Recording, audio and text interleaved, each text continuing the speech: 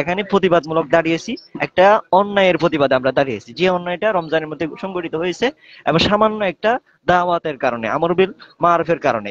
এখন এই অন্যায়টা যদি আমরা প্রশ্রয় দিই, তাহলে একসময় দেখা যাবে বাংলাদেশের মধ্যে আমর বিল মারুফ করার মতো কোনো ব্যক্তি থাকবে না, এবং প্রত্যেকে একটা ভয় পাবে যে আমি যদি আমর বিল মারুফ করি, আমি যদি ভালো কাজের উপদেশ দিই, তাহলে সে আমাকে বাক স্বাধীনতার দোহাই দিয়ে মামলা ভরে দিবে, একটা ঢাবি কাঠ খেলা হচ্ছে, এটা আমরা স্পষ্ট বুঝতে পারছি। অনলাইন কাজ। যে মানে এখানে অনলাইন কাজ এখানে খেলা হয়।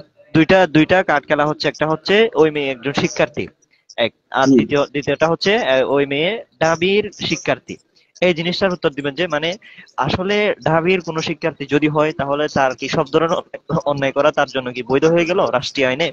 এই যে সে একটা মেয়ে সাধারণ একটা কথা বলার জন্য একটা ছেলের উপর মানে বলতে গেলে তার অর্ধেক জীবনটাই নষ্ট করে দিল, তার সমস্ত মালামাল যেগুলো ছিল এগুলো ছিনিয়ে নিয়ে গেল, এই জি। জিনিসটা কি তাদের জন্য বৈধ হয়ে গেল? সে জলকে মেরে হত্যা করে ফেলছে, ভাত খাওয়ার পরে তোফাজ্জলকে মেরে একদম জি। ঢাবি ক্যাম্পাসের মধ্যে মেরে হত্যা করে ফেলছে। এই জিনিসটা নিয়ে কিন্তু তারা কেউ প্রতিবাদ করেনি, উমামা বলেন, এ প্রতিবাদ বলেন, করেন। সে বলেন, তৌহিদি জনতা কেউ কিন্তু প্রতিবাদ করে ইয়া দেখায় না, ক্রিয়া দেখায় না, তৌহিদি জনতা প্রতিক্রিয়া দেখায়। তৌহিদি জনতা কোন একটা অন্যায় হলে, অন্যায় হওয়ার পরে সে অন্যায়ের বিরুদ্ধে বিরুদ্ধে তৌহিদি জনতা দাঁড়ায়, তৌহিদি জনতা অন্যায় করে না। এই পর্যন্ত এতগুলো ঘটনা ঘটলো, আমরা যদি গণি গণি যদি বলি, তাহলে কলেজে কলেজে যে মারপিট গুলো করতেছে, এখানে যে মানে এক কলেজ আরেক কলেজের মানে একদম সাইনবোর্ড তুলে নিয়ে যাচ্ছে, এক কলেজ আরেক কলেজে গিয়ে ভাঙচুর করতেছে, এদের মধ্যে কয়জন গ্রেফতার হয়েছে? একজনও তো তার মধ্যে গ্রেফতার হয়নি। এই সমস্ত মানে বড় বড় অন্যায় গুলা ঘটার পরেও কিন্তু কেউ গ্রেফতার হইতেছে না। শুধুমাত্র একজন নারীকে কেন উন্না পড়তে বলছে, তার চেতনা দণ্ড দাঁড়িয়ে গেল, এরপর তাকে গ্রেফতার করে নিয়ে গেল। এমনকি তার বিরুদ্ধে বা তার পক্ষে জনের উপর দর্শিত হচ্ছে নারী, ঠিক আছে? আমরা যদি আমরা যদি তালিকা করি, এই মাসের মধ্যে প্রায় 18-17 বার নারী কি হয়েছে, দর্শিত হয়েছে। আমরা কি একজন দর্শক কেউ গ্রেফতার হইতে দেখছি? সামান্য বলার কারণে একটা কথা বলার কারণে যদি তাকে জেলে যেতে হয়, তাহলে এই সমস্ত দর্শক গুলা এগুলা তো চৌরাস্তার মধ্যে ফাঁসি হওয়া দরকার ছিল। প্রশাসন কি করতেছে এগুলা? প্রশাসন সামান্য একটা মহিলার মিথ্যা অভিযোগের ভিত্তিতে একজন মানুষের পুরো জীবনটাকে, তার চাকরি খেয়ে দিল, তার মোবাইল মানিব্যাগ সবকিছু ছিনিয়ে নিল, এরপর তাকে গ্রেফতার করলো, তাকে যারা ছাড়িয়ে আনছে তাদেরকে মব বললো, এ সমস্ত এত সব কিছু করতেছে। এবং ইভেন এমনকি আমাদের মাঝহার ভাইয়ের পথ মানে মাঝহার ভাইকে তার দায়িত্ব থেকে বরখাস্ত করলো, এত সব কিছু যে করতেছে, কিন্তু এতগুলো দর্শক, এতগুলো চোর বাটপার বেঁচে যাইতেছে। এদের এদের বিষয়ে প্রশাসন কি করতেছে? খুদ শাহবাগ থানার কথা আমি বলবো, শাহবাগের আশপাশে কমপক্ষে কয়েকশো ডাকাত এখনো পর্যন্ত আছে, যেগুলো তারা নিজেরাও জানে। শাহবাগের জি। আশপাশে ছিনতাইকারী ডাকাত এগুলা অনেক সময় দেখা যায় শাহবাগ থেকে আশপাশে যে মোহাম্মদপুর ফার্মগেট এই জাতীয় এলাকাগুলোর মধ্যে ছিনতাইকারী, বরং হোটেলের অনেক তো মালিকও এখানে আছে, দেহ ব্যবসায়ী পতিতালয় অনেক কিছু আছে। কিন্তু এই সমস্ত অপরাধের বিরুদ্ধে শাহবাগ থানার এই সমস্ত তথাকথিত পুলিশরা কিন্তু দাঁড়াইতেছে না। শব্দ বলছে দর্শক আর দু। তো এই শব্দটাকে নিয়ে তারা তারা যেভাবে শব্দ সন্ত্রাস করতেছে, তারা কি সংসদ ভবনের সামনে যে সমস্ত মেয়েরা দন্ত্যান্ন রস্যকার নূর প্লেকার্ড নিয়ে দাঁড়িয়েছিল, তাদের বিরুদ্ধে কোনো প্রতিবাদ করছে এরা? না। এই মুস্তাফা আসিফ অর্ণব যে ছিল, সে অবশ্যই অপরাধ করেছে, আমরা বলবো না সে কোনো অপরাধ করেনি। তো তার অপরাধের অনুযায়ী, মাত্রা অনুযায়ী তার শাস্তির মাত্রাটা একটু বেশি ছিল। এই জন্য আমরা যারা ইনসাফের পক্ষে সবসময় ছিলাম, প্রায় তারা এখন আন্দোলন করতেছে, আমরা তো 2013 সাল থেকে আন্দোলনে আছি। তো যারা আমরা ইনসাফের পক্ষে সবসময় ছিলাম, আমরা এই এই এই অপরাধের বিরুদ্ধে প্রতিবাদে দাঁড়িয়ে গিয়েছিলাম, শুধুমাত্র এতটুকু। আসিফ অর্ণবকে ছাড়িয়ে আনার যে বিষয়টা, এটা সম্পূর্ণ আদালতের আদালিক মানে প্রক্রিয়াতে ছিল। এটা আমরা থানা ভেঙ্গেও তাকে আনি নাই, তাকে পুলিশের হাত থেকে কেড়ে নিয়েও তাকে আনি নাই, এবং তাকে পুলিশকে বাধ্যও করি না তাকে ছেড়ে দেওয়ার জন্য। পুলিশরা আমাদেরকে বলেছিল মানে আদালতের প্রক্রিয়াতে তাকে মুক্ত করা হবে, এবং আদালতের প্রক্রিয়াতেই তাকে মুক্ত করা হয়েছে। কিন্তু আজকে যে ঘটনাটা ঘটছে, একজন রিকশাওয়ালা যে হিজবুত তাহরীরের ছেলেদেরকে মারতেছিল, পরে সেনাবাহিনী এসে তাকে আন্দোলনকারী মনে করে গ্রেফতার করে নিয়ে যায়। গ্রেফতার করে নিয়ে যাওয়ার পরে আসিফ মাহমুদ সাহেব যিনি আছেন আমাদের, আমরা দেখেছি উনি পুলিশের কাছ থেকে তাকে কেড়ে নিয়ে আসতেছেন। আচ্ছা, একজন মানুষকে, বা সে অপরাধী হোক বা অপরাধী না হোক, যেটা আইন, দেশের মধ্যে যে আইনের ব্যবস্থাটা আছে, একজন মানুষকে পুলিশে নিয়ে যাওয়ার পরে তাকে ছাড়িয়ে আনার অবশ্যই নিয়মতান্ত্রিক কিছু পদ্ধতি আছে, আইনগত কিছু কার্যক্রম আছে। আজকের যে ঘটনাটা ঘটছে, এটার মধ্যে আসিফ মাহমুদ সাহেব যেটা করছেন, অবশ্যই সেটা আমরা প্রশংসা করবো। এটার আমরা প্রশংসা করছি এমন না, আমরা আমরা নিমুখ হারাম না, আমরা শাহবাগীদের মতো বা অন্যান্য যারা আছে তাদের মতো নিমুখ হারাম না, আমরা প্রশংসা করব, যেহেতু তিনি অন্যায়ের বিরুদ্ধে দাঁড়িয়েছেন। কিন্তু এখানে যে সেম ঘটনাটা গতকালকে ঘটার পরে তারা যেভাবে এটা ট্রল করছে, সমালোচনা করছে, টিটকারি করছে, এই জিনিসটা আজকে বরং তার উল্টাটা ঘটছে। আমরা আদালতের মাধ্যমে আদালতের প্রক্রিয়াতে অর্ণবকে ছাড়িয়ে আনার পরও তারা সেটাকে মব বলেছে। আজকের বিষয়টাকে কি বলা হবে, এটা নিয়ে একটু ফোকাস করেন এটা নিয়ে তারা কিছু বলতে চাইবে না, কারণ শরীফ ভাই। মানে আমাদের যে ইয়ে আছে, ওই কি নাম, মাহিন সরকার নামে একজন মনে হয় কি আছে, হুম, তথাকথিত হুম, একজন সমন্বয়ক, যে তার ইতিপূর্বে যে সমস্ত ইসলাম বিদ্বেষ ছিল সেগুলো এই ইস্যুতে মানে পুরাপুরি সে উগরে দিতেছে। মানে তার ভিতরে কি পরিমাণ ইসলাম বিদ্বেষ থাকতে পারে সেটা আমরা এখন এসে বুঝতে পারতেছি।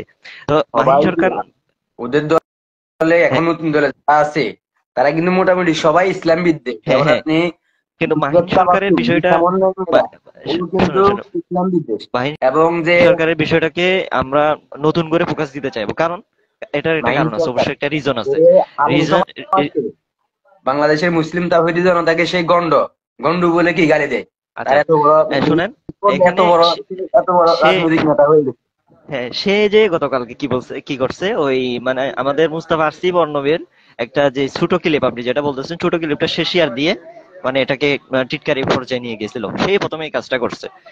আমাদের প্রশ্ন হচ্ছে, সংসদ ভবন, মোহাম্মদপুর এলাকা এবং এই যে শাহবাগে, খোদ শাহবাগে যে সমস্ত নারীরা সিগারেট খাওয়ার জন্য আন্দোলন করেছে, রোজার দিনে সিগারেট খাওয়ার জন্য আন্দোলন করেছে, এবং তারা যে বিশ্রীভাবে প্ল্যাকার্ড দেখাইছিল, এই সমস্ত অপকর্মের বিরুদ্ধে সে কেন প্রতিবাদ করেনি? তখন কেন তার সুশীলতা একদম পকেটের মধ্যে ছিল? এখন যে আমাদের অর্ণব, মুস্তাফা আসিফ অর্ণব, সে কিন্তু সরাসরি এই শব্দটা বলে নাই, দর্শকার দু শব্দটা সরাসরি বলে নাই। সে এটা বোঝাতে গিয়ে কথার প্রেক্ষিতে এই জিনিসটা উল্লেখ করেছিল শুধুমাত্র। মানে একটা কথা তাকে বুঝাইতে হচ্ছে, বা একটা কথা সে সাংবাদিককে বলতে চাচ্ছে, এটা স্পষ্ট করতে গিয়ে হয়তো সে স্লিপ অফ টাং হিসেবে শব্দটা বলেছে, সে সরাসরি এই শব্দটা বলেনি। কিন্তু সরাসরি না বলার পরেও তার একটা স্লিপ অফ টাং কে কেন্দ্র করে তারা যেই পরিমাণ মানে অনলাইনে মবের সৃষ্টি করছে, অনলাইন সন্ত্রাস চালিয়ে গেছে। এই যে গত 2-3 দিন আগে যে প্লে কার্ড গুলা পরিচালনা দেখানো হয়েছিল, শো করা হয়েছিল, যে সমস্ত নারীবাদীরা এই সমস্ত করছে, এসব কিছু করছে, তাদের বিরুদ্ধে কিন্তু সে কখনো কি করেনি, একটা টু শব্দ করেনি। করেন এর দ্বারা বোঝা যায় তার ভিতরে আমাদের যে আমাদের ভাই কাজী মাজহারুল ইসলাম, ওনার অপরাধ আমরা যতটুকু বুঝতে পারি সেটা হচ্ছে উনি অপরাধের বিরুদ্ধে কথা বলেছেন। তাদের যে এটা একটা তারা করে। নেগেটিভ, তাদের যে একটা অন্যায়, মানে এটা এটা অন্যায় কেন, এটা এই বিষয়টা আমি একটু ক্লিয়ার করব। হুম, একটা মানুষ রোজা রমজানের দিনে একটা মেয়েকে বলছে, ভাই আপনার শরীরে ওড়না না, আপনি একটু ওড়নাটা ঠিক করে নেন। তো এই জিনিসটা নিয়ে সে, ওই মেয়ে তাকে প্রথমত ইফতিজার হিসেবে অপবাদ দিল, এবং এই তারপরে থানায় নিয়ে গিয়ে তাকে জোরপূর্বক তার কাছে ক্ষমা চাওয়াইলো এবং পা ধরে মাপ চাওয়াইলো। এরপরে তার নামে মামলা দিল। এরপরে এসে তার যে চাকরিটা ছিল এই চাকরি থেকে তাকে চাকরিচ্যুত করলো। তো এই সমস্ত অপরাধ গুলো কেন করেছে, এই বিষয়টার প্রতিবাদ করেছেন আমাদের মাজহার ভাই। তো ইনি কেন প্রতিবাদ করেছেন, বা এই যে এই অন্যায়টাকে কেন পাবলিকলি তিনি ফোকাস করেছেন, এই অপরাধের কারণে তাকে ওই উক্ত তথাকথিত পদ থেকে বহিষ্কার করা হয়েছে বা স্থগিত করা হয়েছে। তো এখানে যে তারা একটা স্লোগান দেয়, ক্ষমতা না জনতা, এই জিনিসটা আমাদের কিন্তু মাথায় রাখা দরকার। তারা যে স্লোগান দেয় ক্ষমতা না জনতা, তো এখন যে তারা ক্ষমতা ব্যবহার করে জনতাকে মাইনাস করতেছে, এবং তাদের যে ক্ষমতাটা আছে ক্ষমতার দাপট দেখাইতেছে আমাদের উপর, এই জিনিসটা কিন্তু আমাদের ভবিষ্যতে ভুলে গেলে চলবে না। তারা কিন্তু একটা সময় আসবে, তারা আমাদের হাতে পায়ে ধরে তাদের বুট আদায় করার জন্য একটা সময় আসবে। এখনই আমরা সেটা আমাদের লক্ষ্য করতে পারছি। সবাই যেটা করে আর অলরেডি, কি। হ্যাঁ অলরেডি সেটা এসে গেছে, আমরা সেটা লক্ষ্য করতে পারতেছি। আজকে কিছুক্ষণ আগে আমি একটা রিপোর্ট দেখছি, সেখানে নাহিদ ইসলাম সাহেব বলতেছেন যে আমরা জনগণের দ্বারে দ্বারে গিয়ে কি করব, মানে জানাপা বা এনসিপি নামের যে দলটা আছে এই দলের জন্য আমরা টাকা আদায় করব। তো তারা মানে অলরেডি বলে দিচ্ছে যে তারা জনগণের মানে জনগণের কাছে আসবে, জনগণের কাছে হাত পাততে আসবে, বা টাকা চাইতে আসবে, বা চাঁদা, বা এটাকে আমরা যে কোনো কিছু বলতে পারি। ঠিক আছে, এগুলা চাওয়ার জন্য তারা অবশ্যই জনতার কাছে আসবে। কিন্তু যখন জনতা কোনো অন্যায়ের বিরুদ্ধে কথা বলে, যখন জনতা কোনো অপরাধের বিরুদ্ধে আওয়াজ তোলে, তো সেটা কিন্তু তারা সইতে পারে না। কেন অন্যায়ের বিরোধিতা করবে, কেন তাদের অপরাধকে জনগণের সামনে নিয়ে আসবে, এবং তাদের যে অপরাধ এটাকে কেন মানে মানুষের সামনে প্রকাশ করবে, এটাকেও তারা একটা অপরাধ হিসেবে গণ্য করে, যার বহিঃপ্রকাশ ঘটেছে কাজী মাজহারুল ইসলাম ভাইয়ের পদকে স্থগিত করার মাধ্যমে। তো তাদের যে একটা মেন্টালিটি, এটা সমাজে প্রতিষ্ঠা করার জন্য তারা জোর প্রচেষ্টা করতেছে। এই জিনিসটা কিন্তু আমাদের হতে দিলে চলবে না। আসলে এই বিষয়টা আসলেই কি বিতর্কিত, এই জিনিসটা এখানে যে একজন নিরপরাধ মানুষকে ইফতিজার বলা হচ্ছে, একজন নিরপরাধ মানুষকে হেরেজার বলা হচ্ছে, একজন নিরপরাধ মানুষকে নারীর উপর জুলুম করছে এরকম কিছু বলে দেওয়া হচ্ছে। মানে এমন ভাবে ট্রিট করা হচ্ছে যেন সে তাকে দর্শন করেছে, রাস্তায় ফেলে তাকে মানে দিন দুপুরের মধ্যে তাকে দর্শন করেছে, এরকম অপরাধ করে ফেলেছে, যেন এই ধরনের ট্রিট তাকে করা হচ্ছে। তো একটা ছোট বিষয়কে রমজানের মাসে কেন তাকে পর্দা করতে বলা হলো, এই ছোট বিষয়টাকে কেন্দ্র করে তার এত বড় একটা ঘটনা, এত বড় একটা কাণ্ড পুরাটাই মানে পুরো দেশের জনগণকে দুই ভাগে ভাগ করে দিয়েছে। এরপরে এখানে যে বিষয়টা হচ্ছে মালা এবং কোরআন শরীফ বা এই জাতীয় বিষয়গুলো নিয়ে, আমরা এটা গতকালকে ক্লিয়ার করেছি তাকে কেন মালা দেওয়া হয়েছে। প্রায় কিছু মানুষ 17-18 ঘন্টা ধরে লাগাতার চেষ্টা করেছে, বা তাকে কোনো বিপদ থেকে বাঁচানোর জন্য লাগাতার 17-18 ঘন্টা চেষ্টা করেছে, যে কোনো ভাবে এবং বৈধ প্রক্রিয়ায় চেষ্টা করেছে। এই প্রক্রিয়া সফল হওয়ার পর এই সমস্ত মানুষগুলোর আসলে খুশি হওয়ার কি কোনো অধিকার নাই? এই যে এই সমস্ত মানুষ যারা রোজা রেখে প্রায় সিহেরিও থানার মধ্যে করে, যারা প্রায় না ঘুমিয়ে এই ব্যক্তিকে ছাড়িয়ে আনলো, তাদের খুশি হওয়ার কোনো অধিকার নেই? আচ্ছা, তাদের খুশি হওয়ার, ঠিক আছে মেনে নিলাম, তাদের খুশি হওয়ার অধিকার নেই। এখন একটা বিষয় হচ্ছে, এই পর্যন্ত বাংলাদেশের মধ্যে যে যে সমস্ত বন্দীরা মুক্তি হয়েছে, আমরা দেখেছি সমস্ত বন্দীদেরকে মুক্তি হওয়ার পর মালা দেওয়া হয়েছে। তো এই সমস্ত বন্দীদেরকে যদি মুক্তি হওয়ার পর মালা দেওয়া হয়, আচ্ছা যারা মালা দেয় তারা কি মানে যে মুক্তি হয়েছে তাকে একদম তাদের নেতা, তাদের বীর, তাদের এই সে এগুলা এগুলা মনে করে মালা দেয়, নাকি সে একটা বিপদ থেকে বেঁচে এসেছে, বিপদ থেকে বেঁচে ফিরেছে, তার উপর অন্যায় করা হয়েছে, এই অন্যায়ের প্রতিবাদে সেই মালাটা দেওয়া? তো এই মালা দেওয়ার জন্য এত হাহুতাশ করার কি দরকার? এক, এরপর তার যে অতীত কর্মকাণ্ড এবং তার যে ফেসবুক অ্যাক্টিভিটি, এগুলো নিয়ে প্রশ্ন তোলা হচ্ছে। এখন এখানে বোঝার বিষয় হচ্ছে, আমরা তার অতীত কর্মকাণ্ডের জন্য বা আমরা তার অতীত সম্পর্কে জানি না, এবং তার ভবিষ্যতে কি হবে সেটাও আমরা জানি না। ভবিষ্যতে হতে পারে সে নাস্তিক হয়ে গেছে, এরকম হতে পারে, আল্লাহ বিদ্বেষী হয়ে গেছে, এরকম হতে পারে। তো আমরা তার যেমন ভবিষ্যতের উপর ডিপেন্ড করে কোনো কিছু করতেছি না, তার অতীত নিয়েও ডিপেন্ড করে আমরা কোনো কিছু করতেছি না, আমরা জাস্ট, ঠিক আছে? তো এদের যে একটা মানে নেগেটিভ, এদের যে একটা চিন্তা বা এদের যে একটা কর্মপন্থা, এটা এটা নিয়ে আমাদেরকে প্রশ্ন তুলতে হবে। এখন রাষ্ট্রকে অস্থিতিশীল করার প্রশ্ন, যেটা শুধুমাত্র তৌহিদি জনতার উপর ছাপিয়ে দেওয়া হচ্ছে, যে তৌহিদি জনতা যদি কোনো কিছু করে তাহলে সেটা রাষ্ট্রকে অস্থিতিশীল করা। আপনারা কি করতেছেন রাষ্ট্রকে স্থিতিশীল করার জন্য? রাষ্ট্র এতটা যে অস্থিতিশীল, তাদেরকেও কি করা হচ্ছে এখানে?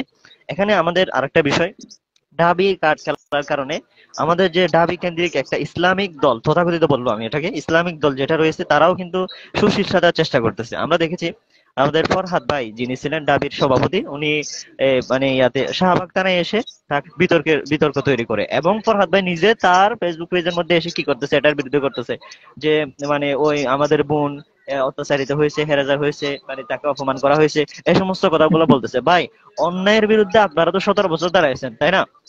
লুকাল মানে লুকাচুরি করে দাঁড়িয়েছেন সেটা আমরা বলবো না, অনেকেই তো বলে, কিন্তু আপনারা তো অন্যায়ের বিরুদ্ধে ছিলেন 16 বছর, এবং আপনাদের উপরই সবচেয়ে বেশি অন্যায় হয়েছে। এখন কেন অন্যায়ের বিরুদ্ধে মুখ খুলে কথা বলতে পারতেছেন? আপনি ঢাকা বিশ্ববিদ্যালয়ে পড়েন, বা আপনি ঢাকা বিশ্ববিদ্যালয়ে আছেন, এবং যে অপরাধী সে ঢাকা বিশ্ববিদ্যালয়ে পড়ে, এই জন্য কি অন্যায়ের বিরুদ্ধে কথা বলতে পারতেছেন না? এই জিনিসটা থেকে কিন্তু বের হইতে হবে। মানে আমি ঢাকা বিশ্ববিদ্যালয়ে পড়ি এই জন্য দুনিয়ার সমস্ত অন্যায় করা আমার জন্য বৈধ হয়ে যাবে, এবং কোন একটা ইসলামিক প্লেকার্ড আসলে আমি তাকে মব বলে দিব, এই জিনিসটা, এই মানসিকতা আমাদের পরিহার করতে হবে।